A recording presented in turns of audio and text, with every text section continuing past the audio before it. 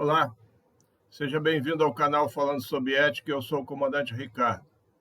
No último vídeo, falamos sobre a ética, a política e a sociedade, no qual estabeleci uma relação entre esses temas e como eles interagem entre si. Hoje, falaremos da relação entre a ética e o mérito. Neste vídeo, vamos ver como essa relação se desenvolve e quais são os benefícios para a sociedade. Será um tema introdutório para esta nova fase de vídeos que tratará da gestão pública e da eficiência, que será um tema muito importante para a administração pública, uma vez que a eficiência traz dois resultados que eu considero essenciais para um país, que é economia de recursos para os pagadores de tributos e aumento da produtividade. Ademais, podemos verificar que nos Estados Unidos da América, a preocupação com a eficiência na nova administração Trump, que criará um departamento exclusivo para tratar desse assunto sob o comando de Elon Musk, é marcante. A eficiência está ligada diretamente à gestão pública, porque representa a economia de recursos, e a ética, como consta na capa do meu livro, é um fator que induz a eficiência. Por essa razão, farei um vídeo exclusivo sobre isso. Então, vamos lá. Como consta no vídeo de introdução deste canal, terminei recentemente uma pós-graduação em governança e gestão pública. Assim, continuarei a falar sobre ética, pois esse é o objetivo principal deste canal, mas agora, especificamente tratando de assuntos relacionados à área de gestão pública, que é extremamente deficiente no Brasil. O mesmo raciocínio serve para o setor privado, porque isso significa crescimento dos lucros. Utilizando a mesma formatação usada até agora, vou selecionar temas que se complementam, sempre inserindo a sua relação com a ética. Pretendo colocar neste roteiro alguns vídeos de assuntos que à primeira vista não terão uma ligação direta com o assunto tratado, mas que no contexto geral serão úteis, no sentido de trazer uma complementação melhor sobre alguns aspectos que possibilitarão maior compreensão dos temas tratados. Quando terminarmos os vídeos dessa nova fase, continuaremos a falar de ética, relacionada ao pensamento conservador, cuja divulgação também é objeto deste canal. Começo este vídeo formulando duas perguntas. Primeiro, qual a relação da ética com o mérito? E, em segundo, qual a importância do mérito como critério de seleção de pessoas? Bem, já falamos bastante sobre ética até agora neste canal, mas apenas para reforçar o assunto, relembro os fatores que coloquei na nossa página inicial, que associam a ética da sociedade do século XXI aos deveres, direitos, virtudes, princípios e responsabilidades. Escolhi esses 5 fatores porque nossa finalidade aqui é demonstrar a aplicação da ética científica ao comportamento do dia a dia das pessoas e os resultados positivos para a sociedade que isso traz. Então, hoje vamos adicionar mais um fator que eu considero importante nessa relação, que é o mérito, relacionado à capacitação adquirida pelas pessoas. Por que o mérito e qual a importância dele para as sociedades? Inicialmente, vamos ver o significado de mérito, porque é importante para um melhor entendimento do assunto. O mérito é a qualidade atribuída a uma pessoa em relação ao reconhecimento público de sua capacidade em realizar alguma coisa em prol da sociedade. Daí vem outro fator muito comentado atualmente, que é a meritocracia, que trata-se de um princípio ou forma de organização social que usa o mérito como critério de promoção, de escolha para cargos públicos, de premiações, de seleção para vagas de trabalho, vagas para cursos, de promoções em geral, etc. Ou seja, a qualificação de uma pessoa, qualificação que uma pessoa tem para realizar aquilo que se propõe como fator principal de escolha. Esse critério não tem relação com a cor da pele, com a ideologia, com a classe social, com a riqueza, com a orientação sexual ou com outro critério qualquer. O importante é o desempenho, porque será isso que produzirá resultados. Uma sociedade que pretende ter um futuro melhor não está interessada em discursos bonitos, promessas complexas ou esmolas estatais. Ela quer resultados. O que interessa para um país se desenvolver é o resultado entregue por todos aqueles que exercem algum tipo de atividade produtiva, cuja soma desses resultados será, em termos gerais, o produto interno bruto do país. E a riqueza gerada deverá reverter em benefício da sociedade.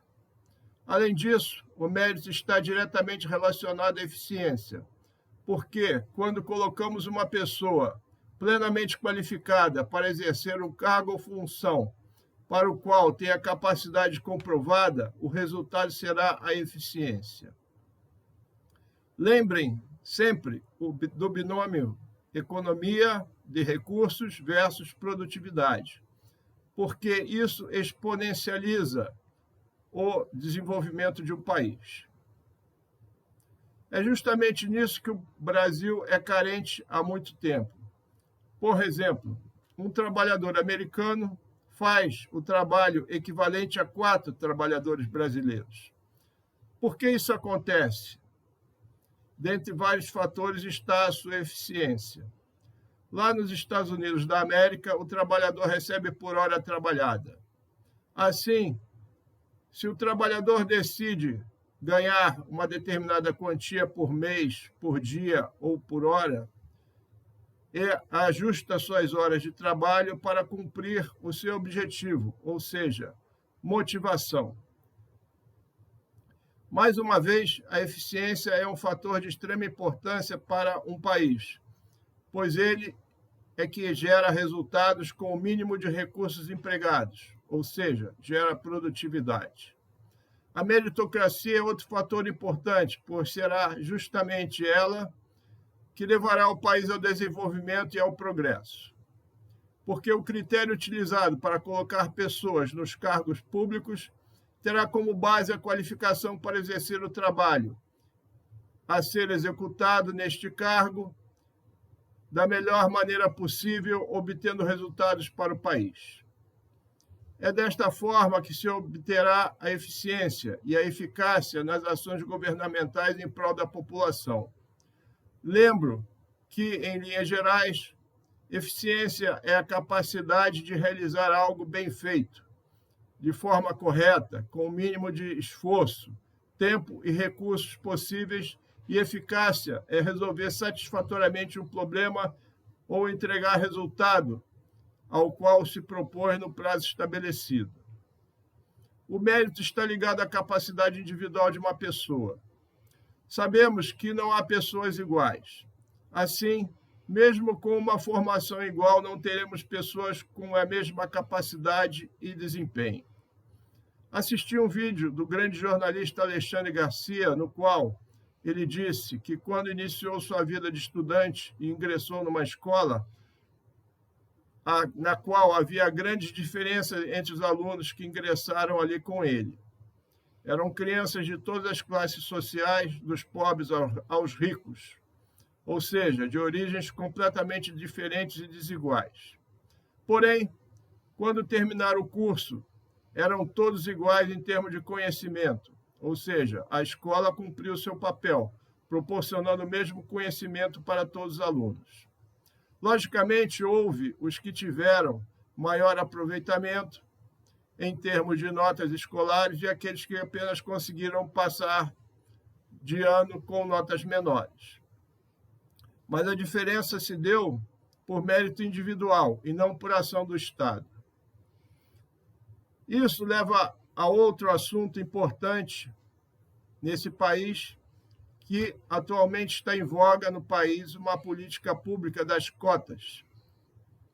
Isso está ocorrendo em universidades, colégios públicos, repartições públicas, empresas estatais e em outros vários setores governamentais ou não, por imposição ou pressão do Estado. Ocorre que esse sistema prevê requisitos menores para aqueles que se enquadram em algum tipo de cota.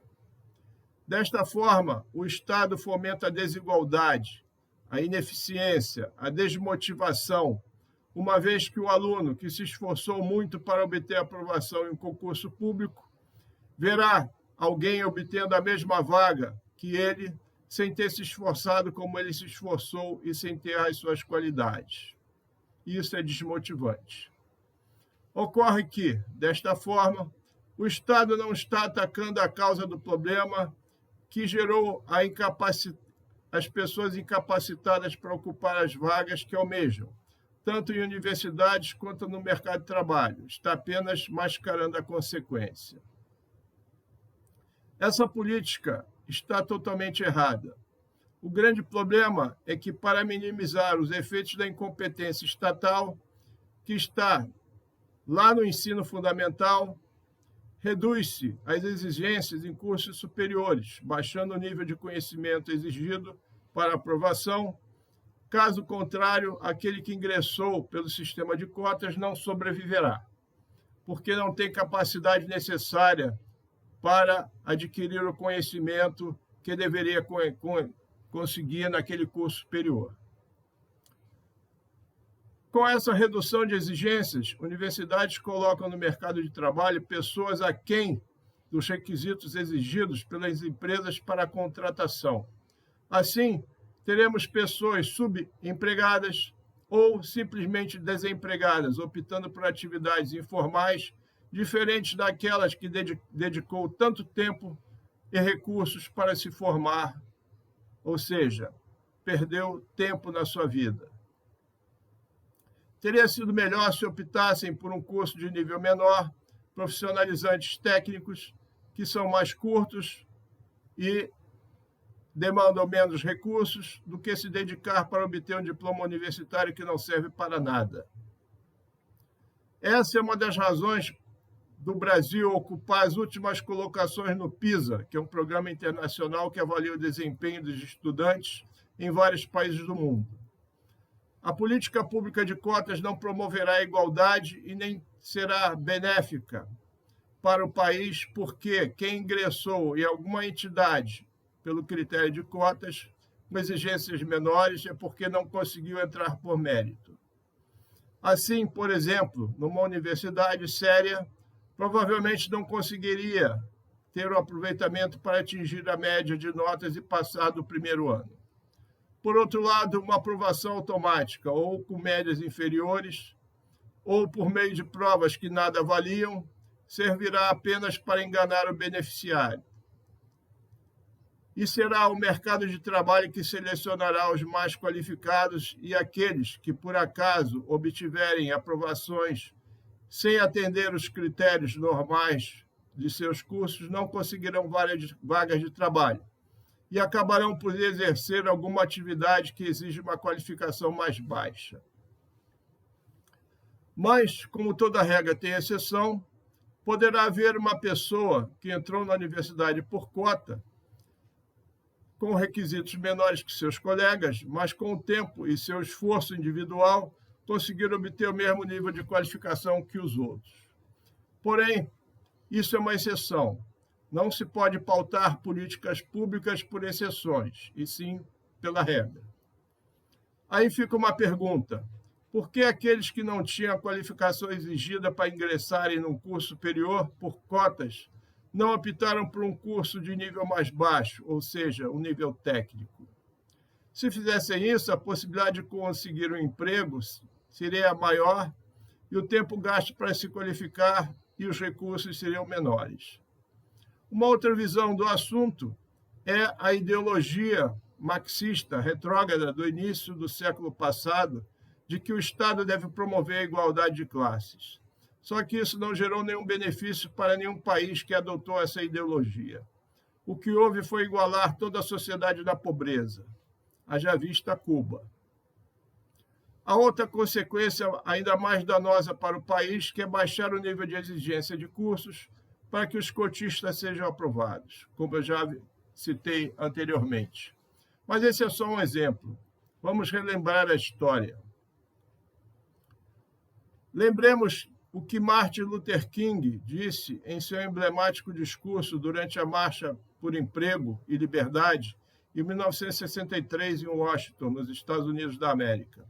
Ele disse: "Eu tenho um sonho de que meus 4 filhos pequenos um dia viverão numa nação onde não serão julgados pela cor da pele, mas pelo seu caráter."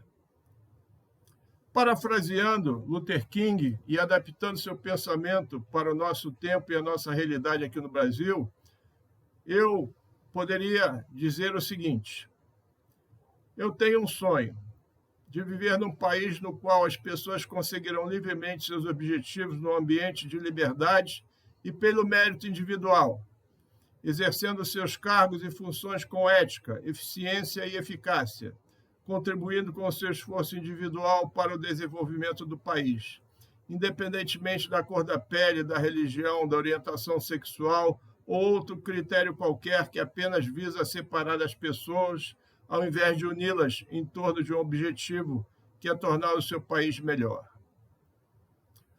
O Brasil está com a produtividade estagnada na maioria dos setores produtivos há 35 anos. Acredito que só o agronegócio tem aumentado a produtividade nos últimos tempos neste país, mas isso se dá exclusivamente pelo mérito do setor privado. Além disso, tem que conviver com a falta de apoio e até as ações e omissões governamentais para prejudicar a sua produtividade. O agronegócio é o exemplo perfeito de que a interferência do Estado no mercado é absolutamente danosa e prejudicial para a sociedade. A função do Estado deverá ser apenas regulatória e não regulamentadora, sempre observando a eficiência, a transparência e o foco. Então, respondendo às questões formuladas no início, qual é a relação da ética com o mérito? Na minha opinião, uma vez que o mérito é o reconhecimento público de uma capacidade individual, a ética, com base nos 5 fatores que eu citei, o mérito vai gerar confiança na pessoa que tem por hábito ser ética e assim construir sua credibilidade. Desta forma, essa pessoa ética tem mérito e será muito eficiente. Em segundo lugar, qual a importância do mérito como critério de seleção de pessoas? A resposta para essa questão me parece agora óbvia. Uma pessoa selecionada por mérito será muito mais eficiente e terá um alto grau de produtividade, sendo assim diferenciada para ocupar cargo ou função pública ou privada. Bem, por hora é isso que eu queria transmitir para você que me prestigia com a sua atenção nesta manhã de domingo. Deixo aqui meu muito obrigado. Se gostou desse conteúdo, deixe o seu gostei e, se desejar, comente. Faça perguntas que serão respondidas. Compartilhe esse vídeo e inscreva-se nesse canal. Até o próximo domingo, no qual falaremos sobre a ética na governança em gestão pública, dando início à nova fase desses novos vídeos. Este é o canal Falando sobre Ética, eu sou o comandante Ricardo. Aguardo você. Até lá.